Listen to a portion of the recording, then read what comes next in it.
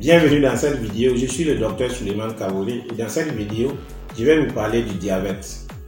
Nous n'avons pas la prétention de livrer un cours de médecine à travers cette vidéo, mais plutôt à élucider notamment le grand public sur un thème d'intérêt qu'est le diabète.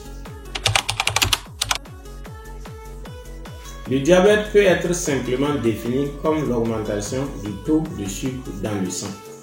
Le sucre, dans notre jargon, dans le jargon médical, le sucre est appelé glucose.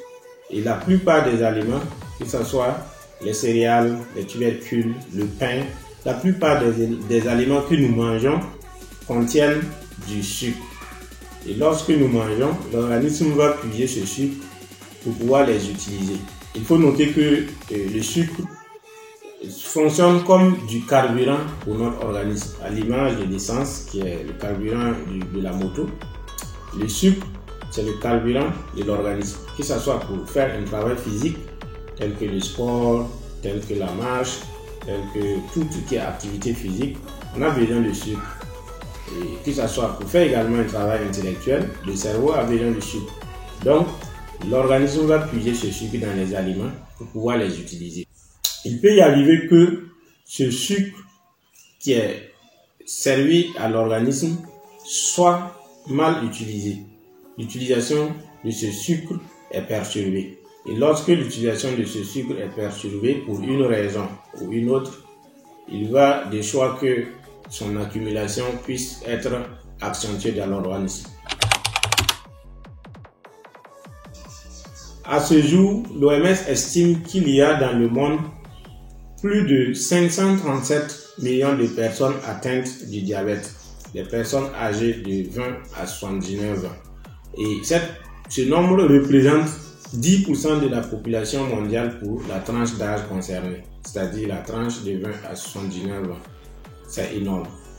Et ce n'est pas tout parce que à l'horizon 2030, selon les estimations, ce chiffre va monter à 643 millions de personnes à travers le monde si rien n'est fait. Et à l'horizon 2045, ce nombre va aller à environ 800 millions de personnes atteintes du diabète à travers le monde, soit 12% de la population mondiale et pour cette tranche d'âge. Et contrairement aux idées reçues, le diabète n'est pas l'apanage des pays développés. La progression du diabète est fulgurante dans les pays en développement, notamment en Afrique.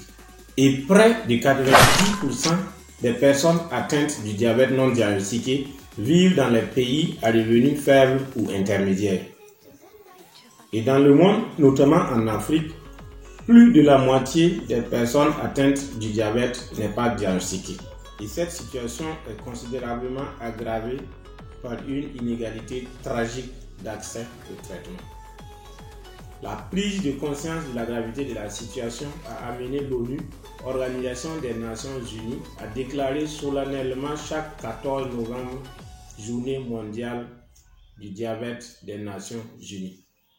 Et elle en appelle à la mobilisation de toutes les parties et de toutes les énergies pour lutter contre l'épidémie silencieuse du diabète. Il existe plusieurs types de diabète. Le diabète de type 1 représente environ 5% de la population des diabétiques. Le diabète de type 2 représente environ 90% de la population des diabétiques. Et les autres types de diabète, à savoir le diabète maudit, le diabète mitochondrial et le diabète gestationnel chez la femme enceinte, représentent les autres 5%. Et dans cette vidéo, nous allons nous focaliser sur les deux premiers types de diabète, à savoir le diabète de type 1 et le diabète de type 2. Le diabète de type 1 est généralement diagnostiqué à l'enfance et à l'adolescence. Et il est dû à un défaut de fabrication de l'insuline par le pancréas. Le pancréas, c'est cette machine de l'organisme qui est chargée de produire l'insuline, qui est une substance qui va aider l'organisme à réguler le sucre. L'insuline a pour tâche d'aider le sucre à rentrer dans les cellules pour pouvoir être consommé. Comme nous l'avons vu, le sucre est utilisé par l'organisme comme carburant. Le diabète de type 2, quant à lui, est diagnostiqué à partir de la trentaine et il est dû à un défaut d'utilisation de l'insuline. Ce qui fait la nuance entre les deux, c'est le fait que dans le type 1, si on peut le dire ainsi, la machine est gâtée et n'arrive pas à fabriquer l'insuline. Et dans le type 2, l'insuline est fabriquée par la machine normalement, mais l'organisme n'arrive pas à utiliser l'insuline qui est fabriquée.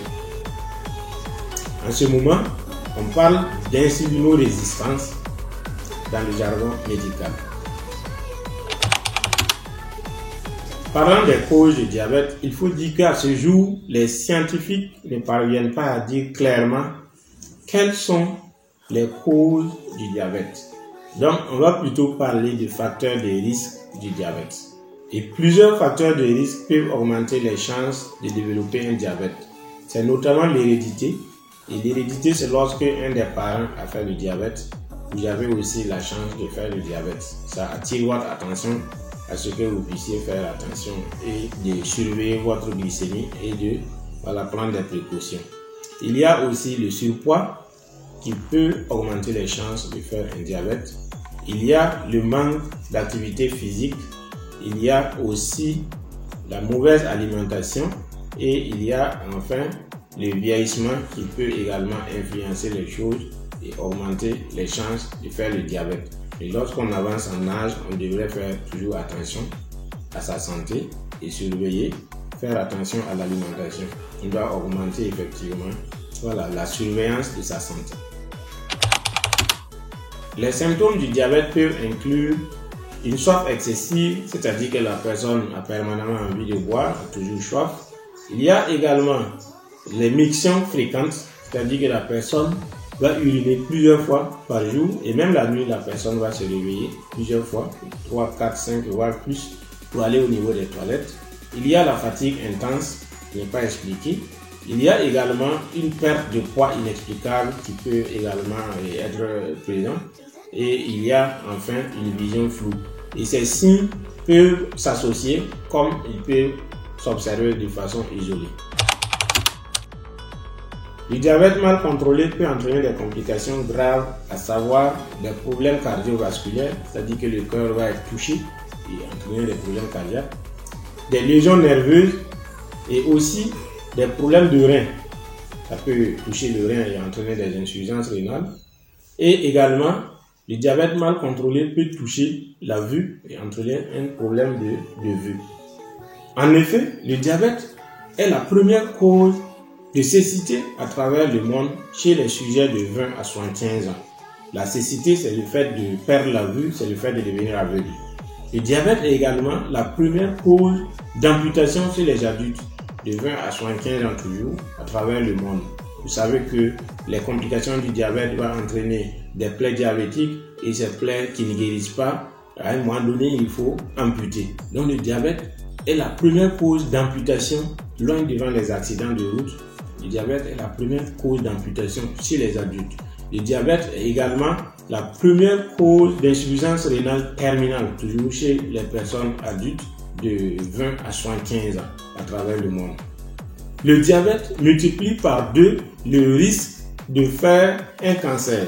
Le diabète multiplie par 2 le risque de faire la maladie d'Alzheimer et enfin le diabète multiplie par 3 le risque de faire un infarctus du myocarde.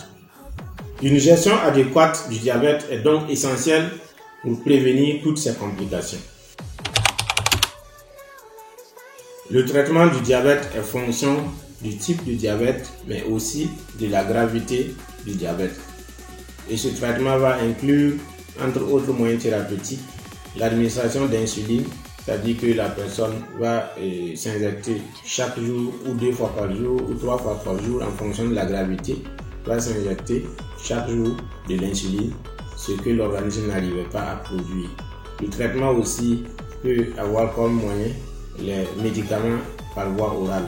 En fonction de la gravité et du type, on peut prescrire des comprimés pour que la personne puisse avaler chaque jour, soit 2 fois, 3 fois ou 1 fois par jour.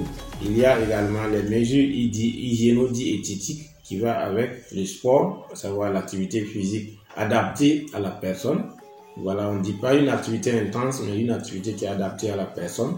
Il y a également l'alimentation équilibrée que la personne doit observer.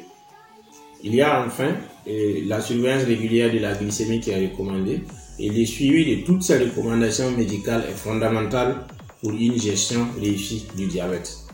En résumé, on peut dire que le diabète est une maladie complexe mais gérable. Il est essentiel de comprendre les différents types de diabète, ses symptômes, ses facteurs de risque et les traitements disponibles pour vivre une vie saine malgré cette condition.